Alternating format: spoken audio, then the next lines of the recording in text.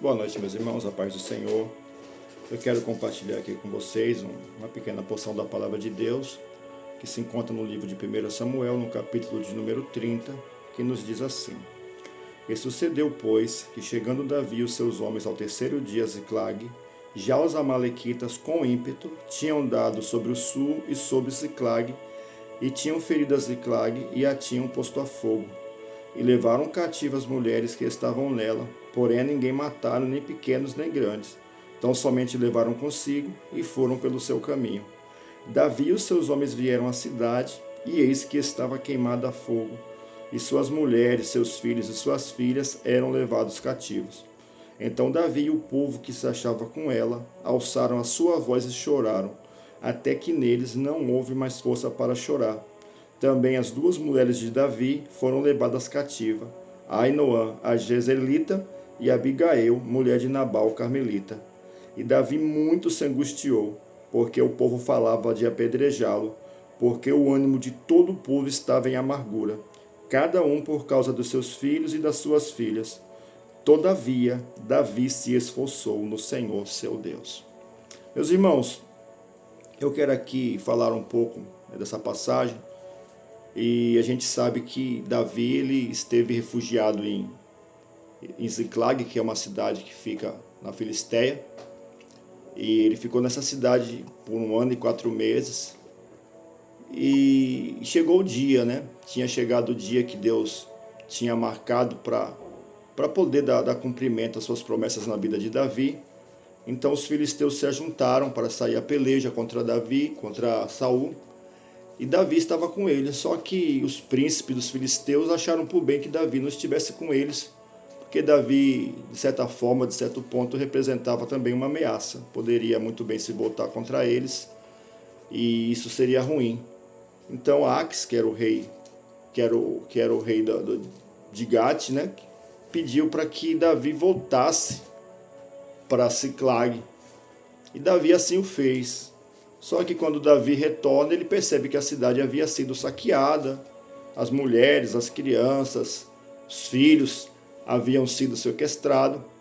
Então a tristeza, a dor tomou conta daquele povo. A Bíblia fala que eles choraram tanto, né, que chegaram ao ponto de não terem mais nem força para chorar.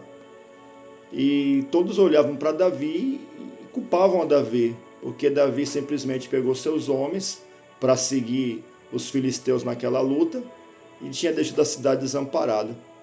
Então a tristeza, a amargura do povo era tão grande que eles falavam até mesmo de apedrejá-lo.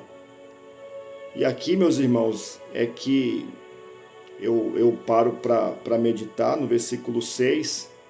Qualquer um de nós entraríamos em desespero, perderia a esperança, ficaria desanimado.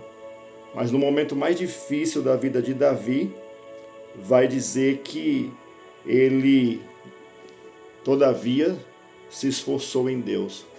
Então isso revela muito do coração, do caráter de Davi. Não é à toa que ele é chamado o homem segundo o coração de Deus. No momento que ele poderia ter tomado qualquer uma atitude humana, qualquer atitude carnal, ele resolve se esforçar em Deus. E a história a gente conhece, né? A gente sabe o final, sabe que Davi vai recuperar seus filhos, vai recuperar suas esposas, vai recuperar os filhos, as esposas de todo aquele povo. E é assim, meus irmãos, às vezes a gente está numa situação também difícil, uma doença, um desemprego, uma crise na família. Muitas das vezes vem acusação contra nós, os dedos, né, que apontam para nós, querendo nos culpar por certas coisas, por determinadas atitudes, e pode até ser mesmo que a gente seja culpado. Mas esse não é o momento para a gente desanimar, não é o momento para a gente desistir, é o momento para a gente olhar para cima, como diz a palavra de Deus. Eleva os meus olhos para o monte, de onde me virá o socorro? O socorro vem do Senhor, que fez os céus e a terra, como está escrito lá nos Salmos. Então Davi, irmão, se esforçou em Deus. E o que é se esforçar em Deus, irmãos? Se esforçar em Deus é acreditar nele. Ainda que todas as circunstâncias sejam contrárias, ainda que tudo diga que não há jeito, que não há saída, mas se a gente aponta o nosso coração para o céu, se a gente realmente buscar forças em Deus, é certo que a resposta vem para nós. Eu quero deixar aqui essa palavra e eu quero que você medite sobre ela, e que no momento da sua dificuldade, da sua angústia, você procure encontrar forças naquele que é a nossa força, naquele que nos fortalece. Que Deus abençoe a sua vida e que você possa abrir o seu coração para Deus.